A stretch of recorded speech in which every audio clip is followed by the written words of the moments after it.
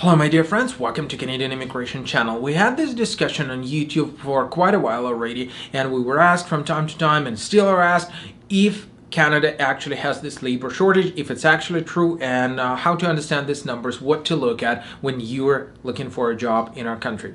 Now, when it comes down to the numbers, of course, it's all about speculation. Somebody believes that there is no labor shortage. Somebody is living in a particular town with a high unemployment rate would tell you that, of course, no, there are no jobs in Canada, and so on and so on. So let me cite a couple of credible sources so that to explain to you how to look at it and how to benefit from it if you're looking to immigrate to Canada.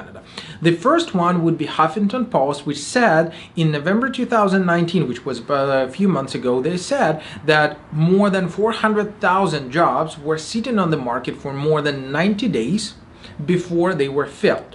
So roughly, I might be a bit incorrect in here in terms of the exact numbers. As far as I remember, there was something close to 440,000 positions were advertised for 90 days or more before they were filled. Which means that, of course, right, there is a labor shortage, and Canadian employers desperately need skilled people, skilled immigrants, those who would be able to fill those positions. At the same time, Canadian Federation of Independent Business, CFIB, right, said that if things continue as they are right now with respect to the number of immigrants, if we continue, even if we continue increasing the number of immigrants every single year, we will still projectively have a labor shortage of about 2 million people by the year of 2031, right? Because this gap with the businesses growing and the gap with the skilled workers is actually increasing, so that having said that, Canada needs more and more skilled specialists. Well, at the same time, when we're talking about this need, we have to understand, and I'm referring back to this Huffington Post, that most of these positions were located or were advertised by small and medium-sized employers, specifically by small-sized employers where 4 to 5 people are working in a business. Therefore, when you're trying to find yourself a job, when you're trying to target somebody, right, understand this from the perspective that, you know, this job search, the way it works in your home country, would not necessarily work the same way in Canada if you're looking to come here with a job offer. What I mean here specifically is that searching for a job on LinkedIn not necessarily will help you out, right? Like targeting medium and large size companies would not necessarily help you out, right? Small companies may not advertise something on LinkedIn.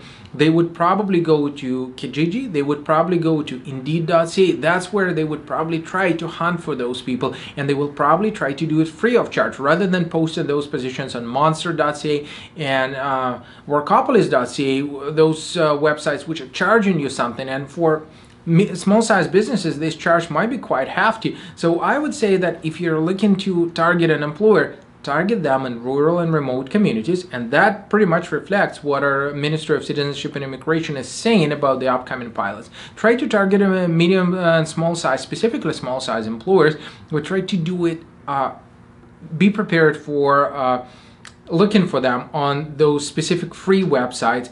Go on Kijiji, go on Indeed.ca, right? Try to present your skills the way they would be interested to those small size employers, especially in remote communities where employers practically don't have a choice. It doesn't necessarily mean that employers are happy to see a whole bunch of new immigrants, right, and sponsor people from God knows where. The idea is very simple. I do not practically have a choice. I'm located in the remote area and I don't have anybody else in here. That's what will drive me. That would be my trigger, which will tell me that, you know what, maybe in this particular circumstance I would have to consider people from abroad, right? Because if my warehouse is located in an area where, I don't know, like 1,000 people are residing, what choice do I have if nobody wants to work in here, right? I'm trying to expand my business and I don't have a choice to hire somebody, right?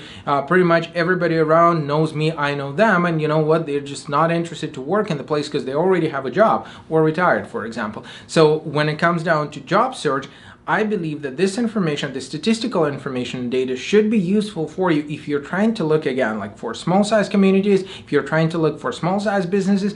So target them, and this way you will probably be able to hit your employer and get yourself a job offer with a higher percentage of probability, rather than, you know, going for large metropolitan areas where there is an abundance of workforce and apparently a competitive labor market. So if you're looking for our help, if you would need our consultation, feel free to drop us a line, leave a comment, and we'll be glad to help you out with this. Stay tuned with us, and of course, subscribe for the channel.